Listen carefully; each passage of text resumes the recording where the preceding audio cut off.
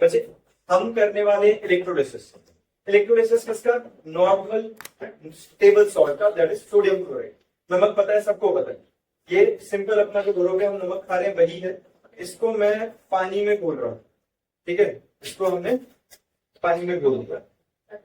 अब देखो ये जो पानी में घोला है मैंने, सुनो जरा, तो ये हमारे पास क्या हो गया बच्चे, ध्यान दो। मैंने क्या किया, सिंपल नमक वाला पानी बनाया, कुछ और तो नहीं है। ये क्या है हमारे पास, सोडियम क्लोराइड, ठीक है। अब सोडियम क्लोराइड पानी में घुलेगा, तो ठीक है, सबको पता है। पहली बात तो डिसॉल्व क्यों हो रहा है, सोडियम क्लोराइड एक आयनिक क्लोराइड है ना, एक आयनिक कंपाउंड है। आयन क्या होता है, जिसमें कैटाइन और एनाइन है।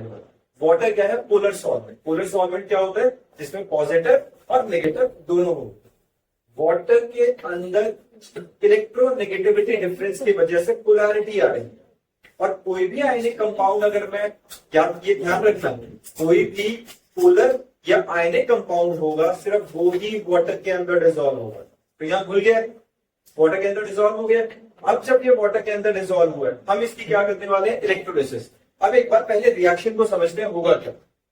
जब मैंने NaCl प्लस वाटर को इलेक्ट्रिसिटी दी, ठीक है, इलेक्ट्रिसिटी मतलब इलेक्ट्रिक करंट दे रहे हैं हम, ठीक है। अगर इलेक्ट्रिक करंट देंगे तो देखो NaCl, Na positive plus Cl negative में डिसोसिएट होगा इलेक्ट्रिक करंट के अंदर। इसको क्या कहते हैं, इलेक्ट्रोलिटिक डिसोसिएशन। ये हमने केमिकल रिएक्शन एंड इक्वेशंस के अंदर पढ़ा था। ऐसे ही ये जो वाटर मॉलिक्यूल है, ये H positive plus OH negative में डिसोसिएट करना चाहिए, होना चाहिए। अब होगा क्या, जब हम इलेक्ट्रिसिटी दे रहे हैं, इलेक्ट्रिसिटी के अंदर बेसिकली देते हुए दो टर्मिनल्स है, दो इलेक्ट्रोड्स हैं बेसिकली दो टर्मिनल्स के। और वो इलेक्ट्रोड्स कौन से, एक कैथोड और एक एनोड, एक कैथोड और एक एनोड। अब कैथोड और एनोड जो हमारे पास है, कैथोड और एनोड, कैथोड क्या होता है बेटा, जिस पर कैटाइंस जाएंगे, कैथोड पर जाएंगे कैटाइंस, एनोड पर जाएंगे एनाइंस। ये क्लियर है। अगर हमारे पास कैथोड और एनोड की बात करें, ये हमारे पास एक इलेक्ट्रॉन है, ये हमारे पास एक इलेक्ट्रॉन है। मैंने यहां टर्मिनल दिया है पॉजिटिव और यहां नेगेटिव, ठीक है। जो पॉजिटिव टर्मिनल से कनेक्टेड है इसको हम क्या करेंगे, मैंने क्या कहा, कैथोड पर जाएंगे कैटाइंस। कैटाइंस क्या होते हैं, पॉजिटिव, तो पॉजिटिव जाएगा हमेशा नेगेटिव की तरफ, तो ये क्या होना चाहिए, कैथोड। और नेगेटिव जाएगा हमेशा पॉजिटिव की तरफ। नेगेटिव किसके, एनाइंस किस पे जाते हैं, एनोड पे, तो ये होना चाहिए एनोड। ये क्लियर है। अब यहाँ एक चीज नोटिस करो, H पॉजिटिव और Cl नेगेटिव। Cl नेगेटिव क्या है, नेगेटिव आयन।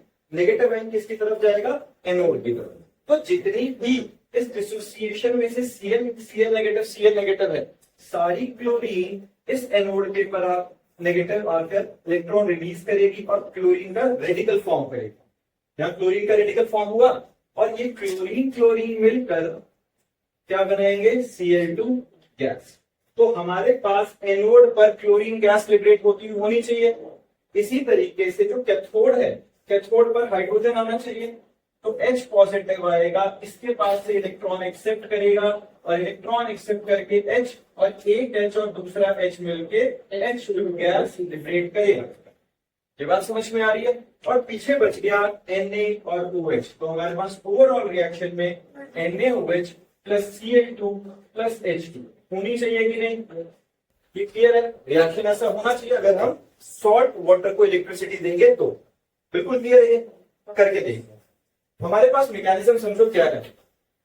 ये देखो, ये मेरे पास अडेप्टर है, इस अडेप्टर का काम करेगा ऑल्टरनेटिंग करंट को डायरेक्ट करंट में कन्वर्ट कर रहा है। पहली बात तो ये ध्यान रखना, ऑल्टरनेटिंग करंट क्या होती है, फ्लक्चुएटिंग करंट, जिसमें प्लस माइनस स्विच होते रहेंगे। तो ये क्लियर याद रखना, it is impossible to proceed electrolysis और electroplating with alternating current.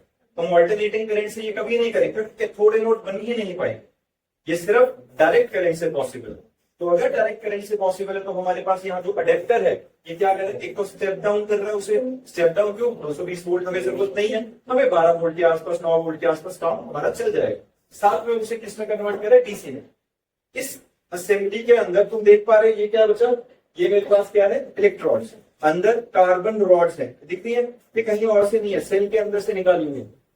Graphite rods पता है कंडक्टर होती है, इकलौता नॉन मेटल जो अच्छा कंडक्ट कर रहा है कौन, कार्बन की ही कौन सी आइसोटोपिक फॉर्म, है ना, कौन सी होती है ये हमारे पास, ग्रेफाइट, और ये अच्छा खासा कंडक्ट करेगा, ग्रेफाइट रॉड्स कंडक्टर का काम करेंगे यहाँ पे।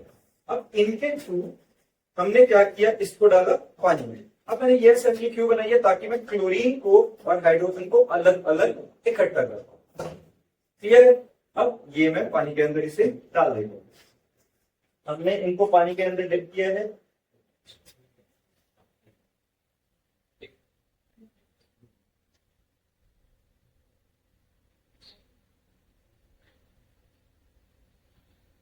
ये देखो, अब हमने क्या किया बच्चे, चलो अब यहाँ पे इस असेंबली में दिख रहा है बच्चे, यहाँ से एक से पाइप निकल रही है। अब मुझे प्रॉब्लम क्या है, हमें ये नहीं पता कौन सा पॉजिटिव है कौन सा नेगेटिव, लेकिन मुझे एक चीज पता है, जो कैथोड होगा वहां हाइड्रोजन गैस होनी चाहिए और जहां एनोड होगा वहां क्लोरीन होनी चाहिए। क्लोरीन की कैरेक्टरिस्टिक स्मेल है, बहुत ज्यादा स्ट्रॉन्ग पंजिंग स्मेल आता है। तो अभी हम स्टार्ट करेंगे, और ये पाइप लगाई है हमने स्पेसिफिकली हाइड्रोजन के, क्योंकि हाइड्रोजन की एक प्रॉपर्टी है, वो क्या होता है, इनफ्लेमेबल। अगर उसके पास हम आग लेकर आएंगे, कोई चिंगारी लेकर आएंगे, तो वो बर्स्ट करेगा, फूटेगा, पॉप साउंड के साथ या फिर ब्लास्ट साउंड के साथ। वो हम करके देखेंगे लास्ट में हुआ कि नहीं। एक बार स्टार्ट करते हैं और ध्यान से इस चीज को ऑब्जर्व करना, ठीक है। एक बार पानी थोड़ा सा और चाहिए, ये मेरी बॉटल थोड़ा सा पानी और ऐड नहीं, बहुत ठीक है। तुम्हें इलेक्ट्रॉन्स दिख रहे हैं वैसे, एक काम करते हैं थोड़ा और क्लियर है, तुम्हें सबको इलेक्ट्रॉन्स दिख रहे हैं। अब इन मैं स्विच ऑन कर रहा हूं, देखो ठीक है। अब जब रिएक्शन स्टार्ट हो रहा है तो तुम्हें वहां बबल्स बनते हुए दिख रहे हैं, बबल्स बनते हुए क्लियरली दिख रहे हैं। एक चीज और बताऊं, हाइड्रोजन और क्लोरीन के को अगर हम कंपेयर करें, जो हाइड्रोजन गैस है उसका पार्टिकल साइज छोटा है और जो क्लोरीन है उसका साइज कंपैरेटिवली थोड़ा सा बड़ा रहेगा। यहाँ पर तुम बबल फॉर्मेशन के टाइप में भी डिफरेंस देखोगे, दिख रहा है, स्लो स्लो बबल्स चल रहे हैं अभी, आगे इनके ऊपर बबल्स आ रहे हैं, रिएक्शन चल रहा है, थोड़ा सा टाइम लगेगा इसके अंदर हाइड्रोजन गैस लिबरेट होने में, इकट्ठी होने में। तो देख रहे हैं, अभी 2 मिनट वेट करते हैं, फिर एक बार स्मेल करके देखेंगे कि कौन से। मैंने अभी स्मेल किया था तो इसके अंदर से क्लोरीन लिबरेट हो रही है और वहां से हाइड्रोजन होनी चाहिए। हमें एग्जैक्ट कैसे फाइनल पता चलेगा, हम थोड़ी देर के अंदर इस निकलने वाली गैस, अगर ये हाइड्रोजन ही है, इसको हम सोप सॉल्यूशन से पास, 5 छोटे छोटे बबल्स बनेंगे। अल्टीमेबल वाला कंसेप्ट ठीक है, ये पता है, ट्राई करते हैं। 2 वाले तो पड़ेगा, छोड़ चलो ठीक है, दोनों हटा देखो जरा, हाँ फोड़ो, लाओ उसके पास, देखो जरा,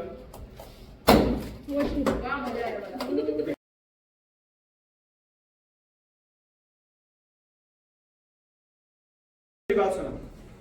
रिएक्शन के अकॉर्डिंगली जो ये हमारे पास इक्वेशन थी, इसके अकॉर्डिंगली लास्ट में हमारे पास NaOH बनना चाहिए था कि नहीं। ये हाइड्रोजन गैस के ब्लास्ट होने के बाद जो सॉल्यूशन में डिसॉल्व होना चाहिए वो बेसिक होना चाहिए। पीएच इंडिकेटर वो दिख रहा है, ये हमारे पास पर्पल कलर क्या इंडिकेट कर रहा है, ये जो है ये एक स्ट्रॉन्ग बेस है। समझ में आई ये बात। तो ये जो है ये इंडिकेट कर रहा है कि हमारे पास ग्रीन भी दिख रहा है, थोड़ा थोड़ा ग्रीन क्यों बनेगा, अगर वो न्यूट्रल होता जाएगा। लेकिन अभी ऊपर की साइड में पूरा बेस है, वो देखो तो पूरा डिसॉल्व हो गया, वो क्या हो गया, न्यूट्रल, क्योंकि वाटर की क्वांटिटी बहुत ज्यादा है। जो ये न्यूट्रल नहीं हुआ, ये पूरा ही सोडियम हाइड्रोक्साइड है। एक्चुअल में ये जो पीएच इंडिकेटर है ये उतनी हाई क्वांटिटी में नहीं है कि वो पूरे के अंदर कलर दे सके, इसलिए वो सिर्फ ऊपर ऊपर कलर दे रहा है। अदरवाइज ये पूरा हमारे पास क्या है, ये बेसिक सॉल्यूशन है। ये बेसिक प्रिंसिपल तुम्हें देखो, जो ब्लास्ट वाला काम है, हाइड्रोजन फूटा, ऑप्शन हुआ, वो इंपॉर्टेंट नहीं है। इंपॉर्टेंट थी ये रिएक्शन, कि किस तरीके से हमें पता चला कि किस इलेक्ट्रोड पे कौन सा एलिमेंट जा रहा है। हमें कैसे पता चला कि क्लोरीन ही है जो हमारे पास कैथोड पे या एनोड पे जाएगा, या हाइड्रोजन कौन से कैथोड या एनोड पे जाएगा। और उसके साथ लास्ट में हमें कैसे पता चला कि सोडियम हाइड्रोक्साइड ही फॉर्म हुआ। आधे बच्चों को यही दिक्कत रहती है कि याद करें ऑक्सीजन इस इलेक्ट्रोड से निकल रहा है, हाइड्रोजन इस इलेक्ट्रोड से निकल रहा है, क्लोरीन यहाँ से निकल रहा है। उसका लॉजिक सोच के देखो, जो हमारे पास एनायनिक कंपाउंड होगा वो हमेशा एनोड पे जाके मिला था, कैटायनिक कंपाउंड हमेशा कैथोड पे जाके मिला था। और पीछे अगर ध्यान से समझो इसे, तो एक काइंड ऑफ आयन स्विचिंग हुई है कि नहीं। जो सोडियम है वो OH के साथ चला गया, क्लोरीन है वो अपना सेपरेट हुआ, और H2 है वो अपना सेपरेट हो गया। क्लियर है? This is electrolysis of salt. Done?